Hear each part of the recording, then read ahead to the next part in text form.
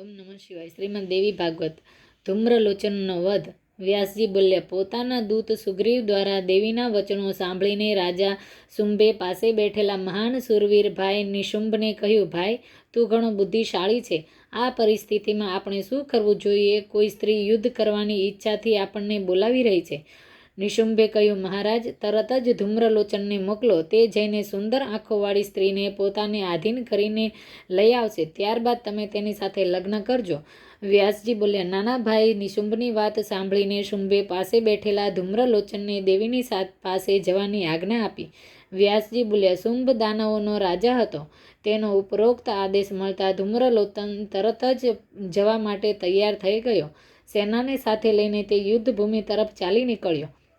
ભગવતી જગદંબા મનોહર ઉપવનમાં વિરાજમાન હતા. તેમની ઉપર ધૂમ્રલોચનની દ્રષ્ટિ પડી. તેણે કહ્યું, મહાભાગ્યશાળી દેવી, શુંભ આપના વિરહથી અત્યંત વ્યાકુળ છે. દેવતાઓના અભિમાનને ચૂર્ણ કરનાર શુંભ ત્રિલોકી શાસક છે.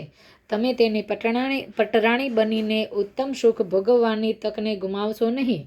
વ્યાસજી બોલ્યા, ત્યારે ભગવતી કાલિકાએ હસીને જવાબ આપ્યો, અરે નીચ, જો તારા જેવો પરાક્રમી વીરને સેના સહિત દુરાત્મા શુંભે મોકલ્યો છે તો હવે નકામી વાતો છોડીને યુદ્ધ કરવા માટે તૈયાર થઈ જા. હું ખૂબ જ ક્રોધિત થઈ છું. શુંભ નિશુંભ તારા સિવાય બીજા જે કોઈ પણ અત્યંત બળવાન યોદ્ધાઓ છે તેમનો વધ કરીને જ હું મારા સ્થાને પાછી ફરીશ. વ્યાસજી બોલ્યા, મહાભાગ, ભગવતીના આવા વચનો સાંભળીને ધૂમ્રલોચનની આંખો ક્રોધથી લાલ થઈ ગઈ. ધૂમ્રલોચનને એક મજબૂત ધનુષ્ય હાથમાં લીધું અને દેવી તરફ બાણ વર્ષા શરૂ કરી દીધી. હવે કાલિકા અને ધૂમ્રલોચન વચ્ચે અત્યંત ભયંકર યુદ્ધ થવા લાગ્યું.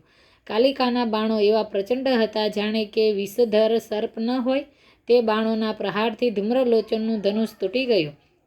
ધૂમ્રલોચનના ક્રોધનો કોઈ પાર ન રહ્યો. ધૂમ્રલોચન એક લોખંડનું મજબૂત ભોગળ ઉપાડીને દેવીની નજીક આવી ગયો. એટલામાં ભગવતી જગદંબાએ એવો હુંકાર કર્યો કે તેના પ્રભાવથી ધૂમ્રલોચન બળીને ભસ્મ થઈ ગયો. આ જોઈને દૈત્ય સેનાના હૃદયમાં અત્યંત ભય વ્યાપી ગયો. તેઓ બધા યુદ્ધભૂમિમાંથી નાસી છૂટ્યા.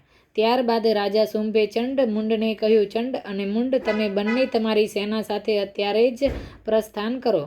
મદથી ઉન્મત્ત રહેનારી તે સ્ત્રી ઘણી નિર્લજ્જ છે. તેનો વધ કરવો એ જ તમારો મુખ્ય ઉદ્દેશ હોવો જોઈએ. કાલિકાની યુદ્ધભૂમિમાં પરાજિત કરીને તેને બંદી બનાવી લો. જો તે અંબિકા પકડાઈ ગયા પછી પણ અહીં ન આવે તો તેનો તીક્ષ્ણ બાણોથી વધ કરી નાખજો. સંપૂર્ણ. ઓમ નમઃ શિવાય.